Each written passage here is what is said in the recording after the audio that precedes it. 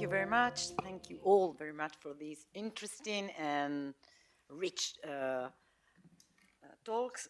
Yeah, we will open the floor to the debate. I'd like to ask you, please, be brief, because we have to conclude by 12:15. And please introduce yourself before asking the question. Okay. Dagmar, it's always such a pleasure to hear your papers, and I'm curious about whether or not you believe this AFD fixation on the fears around disability and inclusion are part of a populist playbook, a conservative far-right playbook, and just as a comparison, our probably very insignificant to most people in this room, Conservative Party in Canada also advocates for draining resources, de-integrating kids in schools, and of course we come from a very different tradition. So this gets us to this question of the German specificity around this issue of incitement and necropolitics. And it makes me think about our dearly departed colleague Angus MacLaren, whose book, Our Own Master Race on Canadian Eugenic Sterilization Policy, also fixates on the 1880s and 90s, but not because of this tradition that you evoke, but because of settler colonialism and a sort of a radical Protestant agenda that also emphasized sexuality, feeble-mindedness, and of course, targeting indigenous populations. So for me, this raises the question of whether or not we need to think across liberal democracies and fascist, post-fascist societies to understand how we get to where we are today. And if the linchpin is not modernity and these counterworlds of modernity that you talked about.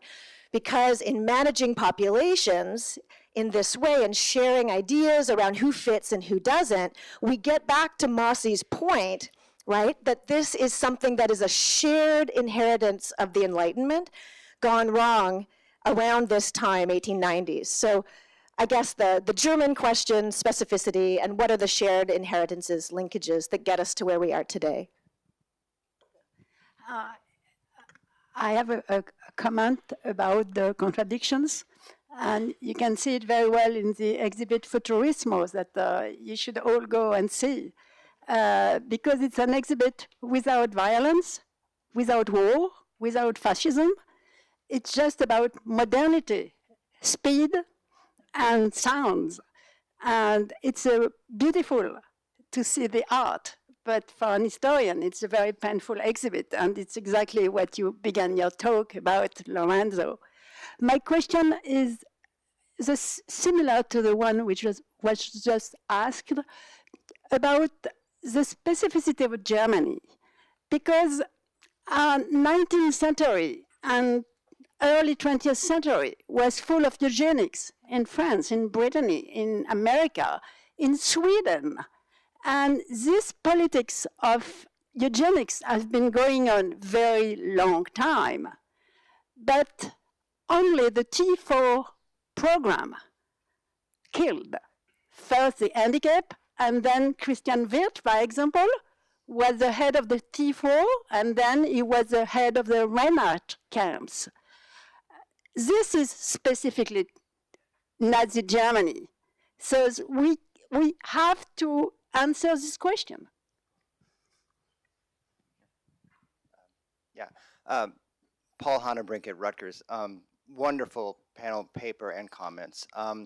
My question is a little bit also on the specificity that Jennifer and Annette brought up, but I'm interested in the transmission from the Nazi period to the suggestive comments you made that it's being revived in the present in certain ways. And I'm wondering, where in the story of the transmission would you put the GDR? Because I'm interested not only in terms of the voters for AfD being mostly in the East, but also because the gender and sexual politics in Poland and Hungary are very similar. And so I'm wondering about the communist period. One more, and then we can collect some questions. Okay? Yeah. Yeah, the microphone, please. Sort of quick and in some ways simple-minded, which is another question about what to put in. I would love to hear you talk more about war. This goes back, I think, to Annette. I mean, so if we look at, you spoke, of course, about World War I, but how this vision of the fit body and the sickly, to be killed, to be euthanized body shifts during the Second World War, and so, which is also, I think, something about the question of sort of appearance of disability, like the, you know, that point about disgust and fear, versus the heritability of disability, because obviously maimed people, women as well as men, if we're talking about bombings, it's more about this question of appearance and cost than inheritability. So I'd love for you to talk more about the impact of war. A question? Yeah. One more, and then they get, yeah. Who to? Yeah, thank you, Dagmar. I want to push you, I guess, with your urge to go with Mosse back, further to, you were saying the 1890s, and to go beyond his simply cultural and intellectual genealogies to actual genealogies of violence. So I'm thinking about Alex Kay's book, Empire of Destruction, where he starts the history of the Holocaust, basically, with the Herero-Nama genocide. And then also this moment, which you don't mention, but I'm sure you know about, that he says, during the First World War, more than 70,000 patients in German psychiatric hospitals were allowed to die from starvation as a result of the reduction in daily food rations in favor of members of society considered more productive or worthy in wartime. So actual genealogies, not just of eugenic thought, but of actual killing practices. All right. So, Jen, incitement and necropolitics and the Canadian thing, the AFD in the present. So I think one of the main agendas is teaching cruelty. So it took me a while to understand what's up, like why are they so obsessed with keeping the disabled children out of mainstream schools, which is mandated by the UN CRPD, and actually the segregated special schools were going to be walked back and shut down in every region, but suddenly now they're walking that back and they're keeping the segregated schools, and it actually crosses the ideological divides, and that's why there's a lot of resonance for this in the wider public. It's not just the AFD, it's just that they're obsessed with it. But I think it's because they don't want kids to learn they don't want kids to learn empathy and solidarity. Right, so if you invisibilize the vulnerable, then you're teaching the cruelty, and there's clear echoes with Nazi educational policy and teaching cruelty to the disabled, to children. Okay, so that's one thing. I would say, of course, it's international. Trump has a nephew, Fred Trump, who has a much-loved son, William, who's severely disabled. Fred Trump is his wife dearly love this son, are a major disability rights activist. Donald says, let him die. Let him die, let all these people die. They cost too much. They're not responsive, blah, blah, blah, blah, blah. So, okay, this is their, how do you recognize the fascism when you see one? I would say more generally, we are living through a moment when IQ and genes are a major obsession. Good genes, Elon Musk is a genius. I mean, all this shit is definitely universal across a whole range of things, but it's very specific in Germany, and it obviously speaks to a longstanding anxiety. To get to Annetta's question about German specificity, which follows directly, I would say that you need to understand that when I entered this field of history disability, there is a massive outpouring of German scholarship within history of charitable care and history of psychiatry and history of special ed. They are obsessed, mostly boys, are obsessed with separating eugenics from euthanasia. They're constantly telling us that eugenics was international, and they're constantly telling us that eugenics was also among socialists and also among feminists and also among Jews. Okay, they protest a bit too much. And what struck me is how constantly, from the 1890s on, the fantasy of being healthy and beautiful and smart has this euthanistic, this death inflection. It's not just a control of reproduction, it is also about wanting to kill. So that's important. And then it is really true that the distinctive thing is the loss and the humiliating subjection of losing World War I. That is, and this idea that there's a third of the nation that needs to be sterilized, that is not happening in the United States. Max 10% is what they're talking about. I mean, this is crazy. The self-loathing is unbelievable. Or this idea that this is Aryan self-hatred, folks, okay? You just need to understand that. And this idea that the life of the nation is at stake and you can no longer be proud of being a German.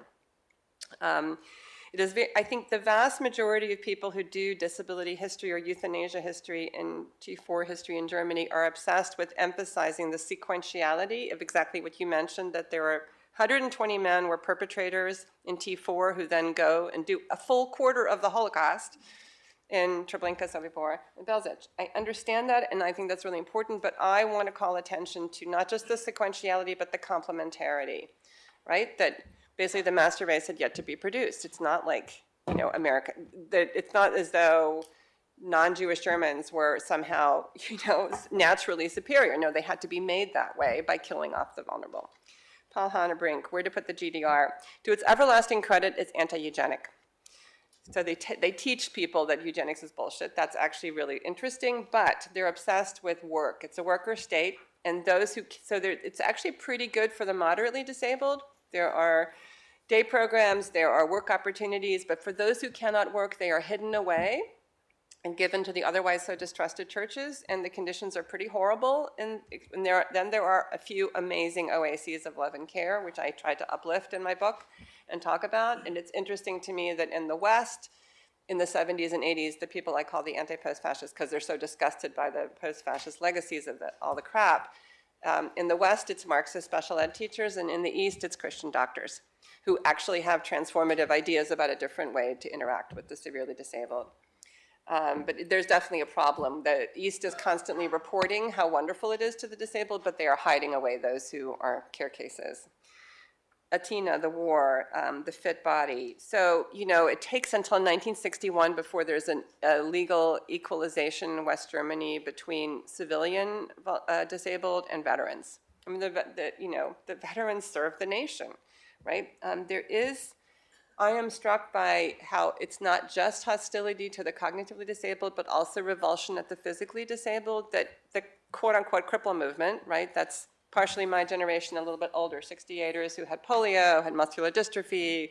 Contergan is my generation, right? Thalidomide babies, people who were cognitively fit but had truncated limbs. That whole phenomenon of militant cripple movement can say a lot about the revulsion and hostility to also the visibly disabled body. And to their everlasting credit, in the 1980s, they cross-identify with the mentally disabled and defend women who are getting sterilized. They defend, in a whole range of settings, talk about their identification with those who were murdered and want to defend their rights in the present. So that's an end to the pecking order that is an achievement of the cripple movement. But about war per se, I would say that, the amount of ugliness towards people with disability in post-45 Germany is astonishing, and the difficulty of detaching oneself from eugenic beliefs and the notion of inheritance. There are surveys that say that parents are responsible for the disability of their children, and it has to do with incest and drunkenness, and this idea that it's all hereditary lingers into the 70s. So the recognition that it's poverty that's causing it takes until the 70s. That's really striking. And I think we have John Catlin, Empire of Destruction, and the relationship. I guess your point is not only the Nama genocide, but also, of course, that in World War I, people died of the Spanish flu, but also died of starvation in all these asylums, both the psychiatrically ill and the cognitively disabled, which are two separate categories. And one of the big dramas is that Bonhoeffer, the father Bonhoeffer, Karl, and Kraepelin and all these people are using the fact of that killing to go, maybe it wouldn't be so bad. And so Binding and Hocher are saying the quiet part out loud and saying we should just kill them actively rather than just letting them die. Mark Roseman. No. Yeah, that's okay. But where is the microphone? Okay. Our discussion can go longer 12:30, so we have time. Okay. This is in some ways a ridiculous question for Dagmar and Darcy, but I'm just wondering whether what you're offering us is something that's generative in Weimar and pre-Weimar, and therefore places the Nazis in a particular position, or you're talking about a genealogy on which they happen to draw. Because it seemed to me, what you were saying, Darcy, that in some ways what's sort of fascinating is the way in which Jews in Weimar are good to think with in all sorts of contexts. And it's not, and one then immediately thinks, that's why all these stories then get so tied up with Jews in 1933, and it's already disastrous. But I'm not sure that's what you're saying. I'm wondering whether what you're giving us is a sort of rich genealogy of thinking, which then happens to be taken in a particular direction, but did not need to be. I mean, I realize it's ridiculously open, but I was just thinking about what we're actually doing with these Weimar intellectual fields.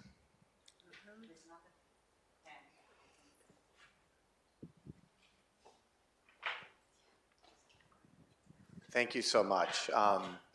This is a question, I guess, for the whole panel, but really for Dagmar and Darcy, because I was very much convinced, and I guess as a follow-up on Marx, by the argument, which seems to be, I mean, we have Milo Yiannopoulos, we have Peter Thiel, we have Aliza Vidal, that you started your talk with that, who seem to comport with this idea that if you accept the kind of white, Aryan, xenophobic project, you can play with sexuality, desire, even gay and lesbian, if it's traditional gay and lesbian relationships on the far right then and now. What you can't be is gender dysmorphic, disabled, right? And that may be where the two things connect. So my question really is, it's not just a generative product of the Third Reich specifically, but is this an aspect of fascism then and now, right? That the playing with the permissiveness with desire is okay, and in fact important in connecting you to the state,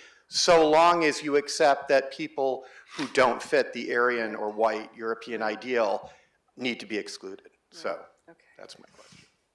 Elisa.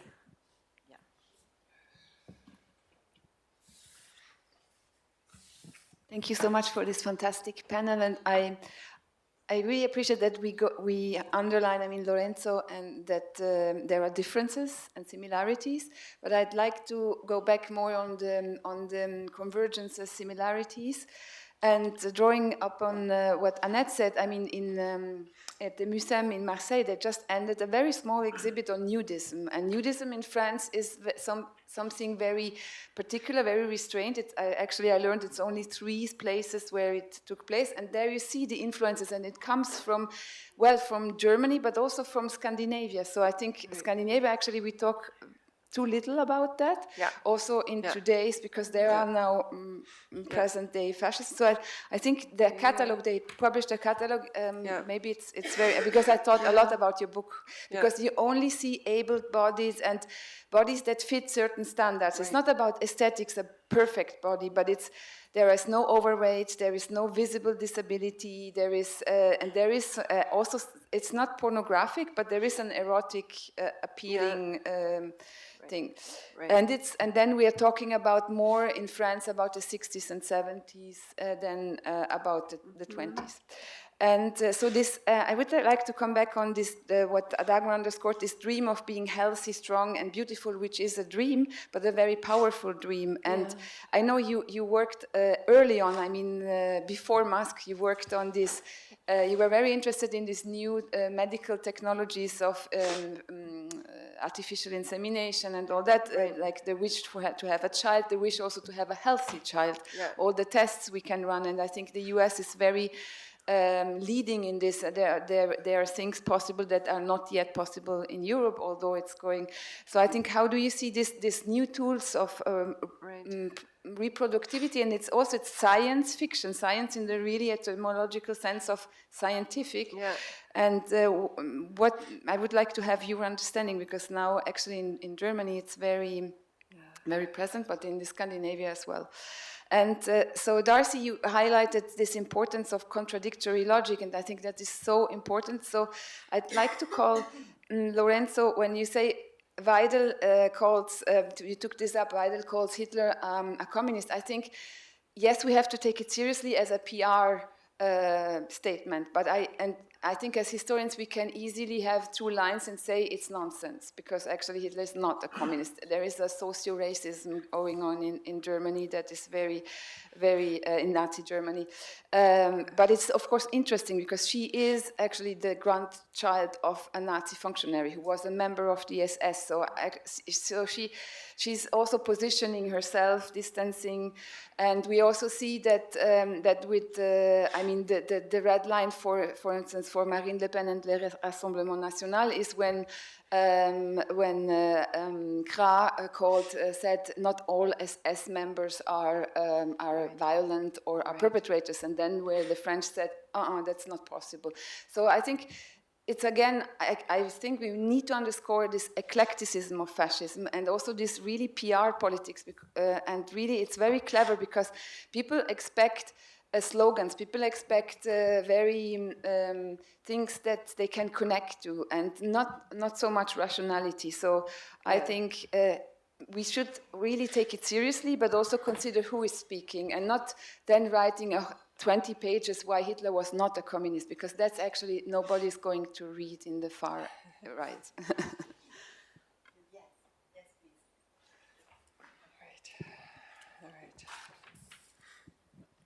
Yes, thank you very much. Very quickly, I will reiterate what I understood from Mark's point, but with an anecdote that takes it a little bit to a different direction. During the 1920s, even early 1930s, we have several documents of Jewish vacationers in German spas and so forth complaining about having to tolerate disabled people. Right. And it's obviously it is very interesting because it's the same places where 2 years later people will complain about seeing Jewish people around. Right. So, and then, going back to yesterday's discussion, the fact that you can be really nasty but not fascist. The question is how much fascism took these sensibilities or insensibilities very enthusiastically, but it might have been not necessarily, it might be just a bourgeois insensibility. Right. More than fascist tendencies. Right. Right.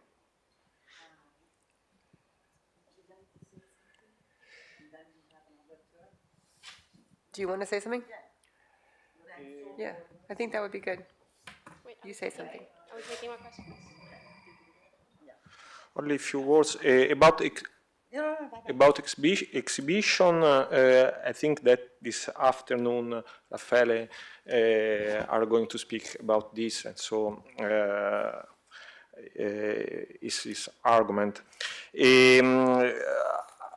I have another question. I think that we have forgotten the family, and we have forgotten the Catholic religion. And when I study asylums in Italy, these two elements are so important. Family, because in some cases are the families that said is for us is better that this yes, and in many cases there are Catholic institutions with some elements different, but with the same object to not this, with the same object. Yes, they try to give the opportunity to people in poverty or with disability to have a different opportunity and to stay in a different place. So is also in this case it's possible to use the definition of total institution or not, and how change the rule of Catholic in Italy and no Catholic countries. And this is, for example, very clear to me for homosexuals and how change in the different countries. If they are Catholics or Protestant is clear. Also because there is a strange connection between Mediterranean countries, Catholic countries, and countries with the Napoleonic Code. And all these three elements are together. So I think it's important. Thank you. Yeah, let Darcy say something. Everybody to be able to talk who wants to talk. But I'll just say briefly to Mark and to Eric, yes, I meant to offer a genealogy that suggests, that elaborates on Dagmar's, that suggests that the proliferation of this speech has precedent, is not benign, and haunts us still.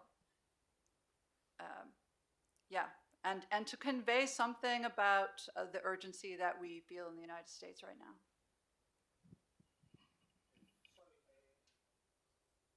I don't answer to your question. In few words, I can say that George Mosse said the ticket to enter in the bourgeois society in time is more expensive in time of Christ.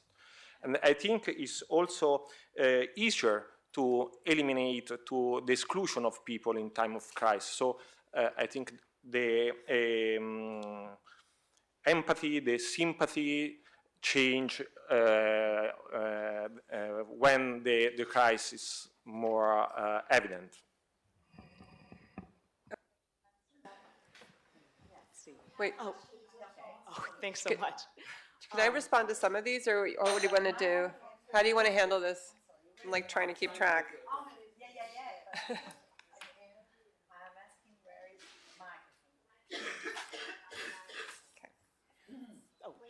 Oh, sounds good. So thank you for these excellent presentations.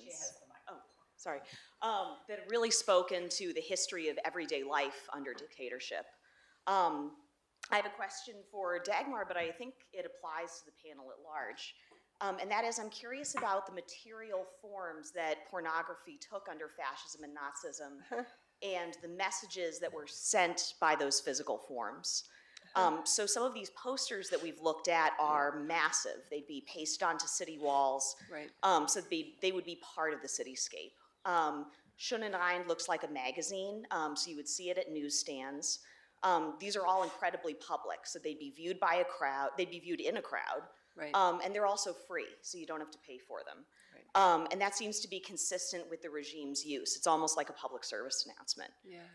And you see some of this in fascist Italy, in terms of Gino Boccaccille's pin-ups. Lorenzo showed us several of these, which would also be posters, magazines. And as he points out, the fascist regime banned some of these. So there was a debate about how erotic to go in public.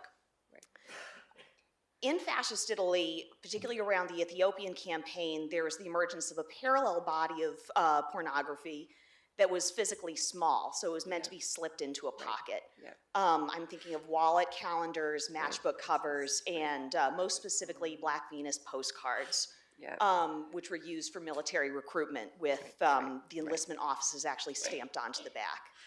And these seem to operate differently in that they're built to cross from the public to the private sphere. Right. They're also more likely to include actionable information like addresses, phone numbers, and prices. So I was hoping that the panel at large could speak a bit to the physical qualities of erotica and pornography in fascistic regimes in terms of its transmission, its use, and its disposal.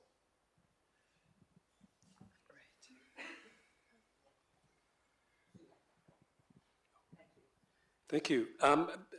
I wanted to touch on 2 points. One that Lorenzo raised, and I think it's important, and I will try to say something about it tomorrow, but that even on this really good panel, there's clearly a vast difference between what we see happening in Nazi Germany and what we see happening in other fascist regimes or fascist ideologies. That is the extent of the killing that ultimately occurs, the genocidal energy that is put into the killing is on a completely different scale. Right. And I wonder whether that means that we need to think again about the paradigm that we're talking about, fascism and Nazism. What are they the same thing? What are the affinities? Are they going elsewhere? Are we, by using the title fascism, in a sense flattening a whole lot of other things out? That's the first question. The second has to do with really what Jennifer raised, and I'd like just to expand on that, and there was not really an answer, which is that in the latter part of the 19th century, there's a huge amount of violence and science that has to do with colonies, with the colonial empires. And that combines medical knowledge, measuring scars and so forth. Just think of German Southwest Africa, and massive killing. How does that link into, say, what Dagmar, you were talking about, in the sense that you have scientists, doctors, and bureaucrats, and people then perpetrating violence, or enmeshed in one undertaking?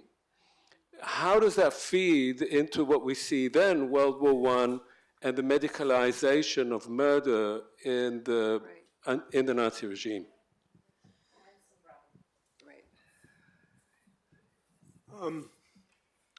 One of the things I really like about Dagmar's work is that she digs into these paradoxes. And fascism had lots of paradoxes. Didn't really have an ideology. It was a cultural synthesis of many things. And I was thinking that what we haven't talked about is that everyone knows that fascism had its enthusiasts, right, but it also had another feature which we haven't mentioned. Fascism is exhausting. Yeah. People were tired after doing fascist stuff. And I'll give you an example. In 1936, the organization Kraft durch Freude, that was KDF, that was the organization of leisure time. They had lots of activities, meetings, dinners, and they even had, they had travel. They took ships, tourists on ships, and the Kraft durch Freude people did a secret survey of what people really thought about their program. And this was in the archive. It hasn't been publicized, but it says that the thing that's really striking is that the majority of women said they had something called Lesehunger. Yeah. They wanted to go home and read a book. They didn't want to go to all these activities. And they all said it. And it struck me that fascism is really exhausting.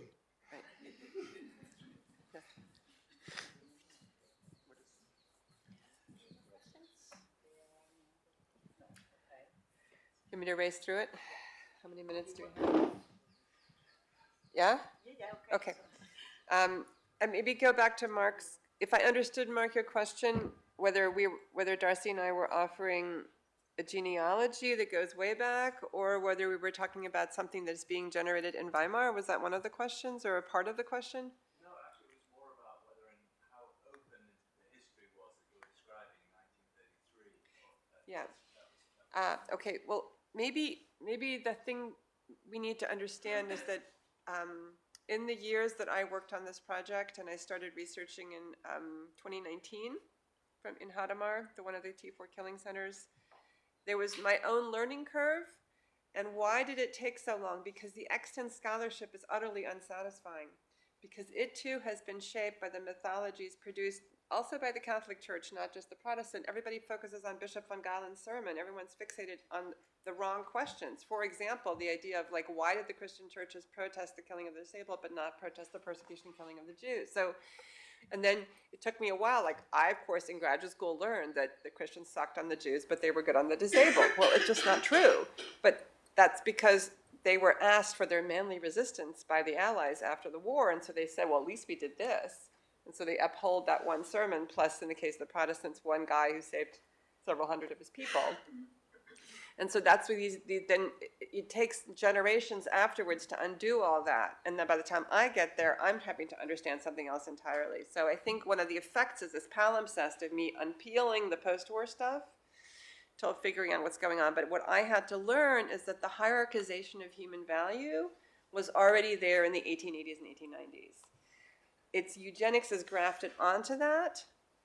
That's already there, but and of course part of eugenics is part of that hierarchization, but it pre-existed the idea that the disability is inherited, which they knew full well it wasn't. So I'm really interested in documenting the people, the scientists and the charity people who know full well that it's poverty that's causing this, but how did they justify to themselves and then to others and then put and make real in law the notion, and then it lasts for 40 years after the war before it finally gets taken apart, right?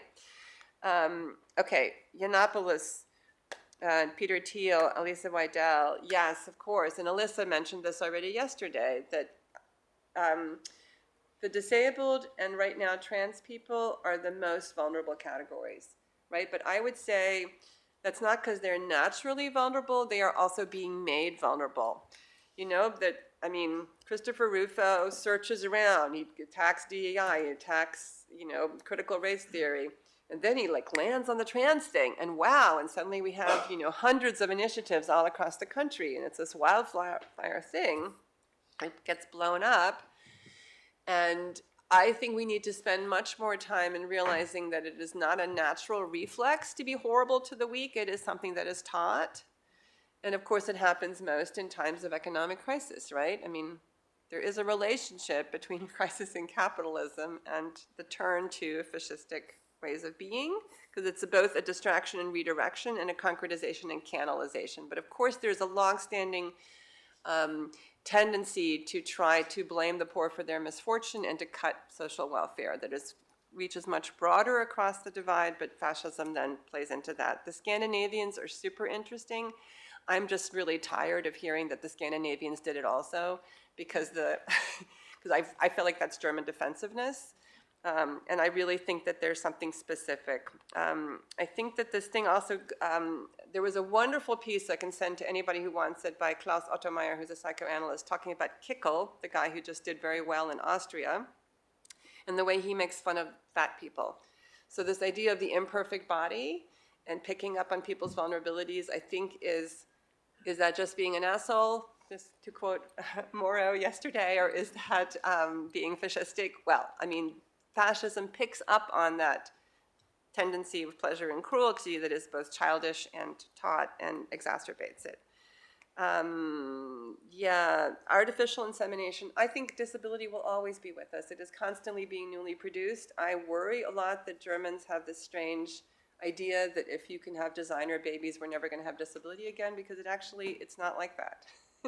Disability just keeps happening anyway, but it's a sign of a German preoccupation with sort of a science fiction imagination of perfectibility, that then they act all moral. Oh my God, we need to be I constantly am demanded of me to take a stand against prenatal diagnostics. It's like, I cannot tell you how many times I'm in a German audience and this is expected of me, and people look at me askance and how bizarre and how immoral of me that I refuse to take a stand against prenatal diagnostics.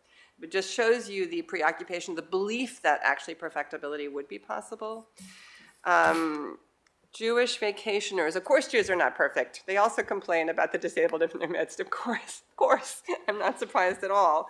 But it's striking to me that the Jewish disabled, the first installment of that mega crime we now call the Holocaust is a targeted action against the Jewish disabled, right? I mean, it's just, and one of the people who inspired me the most is Henry Friedlander, Auschwitz survivor and historian extraordinaire, and the one who was always told, I open my current book with quoting him, who says, he was constantly accused of saying, why are you comparing Jews with crazy people? And the answer to that question in the book, Origin of the Nazi Genocide, is, hello, these are biologically, overlapping thing. He had a whole chapter on the killing of the Jewish disabled.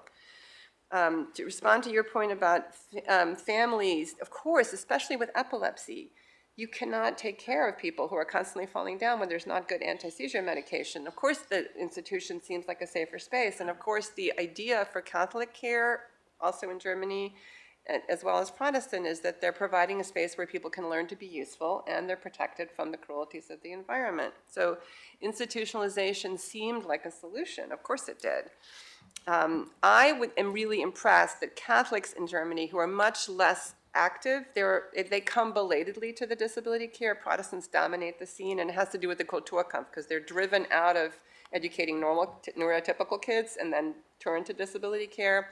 But there are large Catholic institutions, but the Catholics are much more sovereign in their response to Binding and Hoche. They don't feel addressed in the same way. The Protestants all feel like they have to come up with a response, but Franz Walter is the Munich theologian who has the most sovereign. He's like, this is ridiculous. 15,000 people can carry one disabled person. This is not economic. This is not a crisis. Like, he's just much more able to get over it.